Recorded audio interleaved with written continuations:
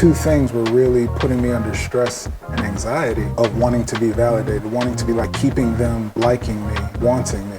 And the protection, like I need to, how rude would I be? Who am I keeping waiting? Or so on and so forth. Even went back to look at my profile. I'm just out here casually connecting with feminine is what I put and what I'm still up to. And I realized how much I got sucked into something, or I don't know, up under something I created. All of this, I say, has been establishing the standards and expectations of abundance, what to do with abundance, being under pressure of abundance that I create. And it's become, like, I would say, an asset for me mentally, as I see the validation coming from it, knowing where it keeps me empowered. At the same time, letting go of all that shit. Like, if it doesn't work for me to be in communication with somebody but once a week, or send a text when it works, or not communicate at all, until I've put myself under pressure, I guess, reading so many profiles of dating with a purpose. And so I feel like it's me stepping into, I don't want to be wasting anybody's time, misleading, want to be honest up front. I want no bullshit at what I do take on, so I need to be leading it. And I think that built into something bigger, and through my experience of abundance, just being in a space where I'm genuinely cool, because I realize the work,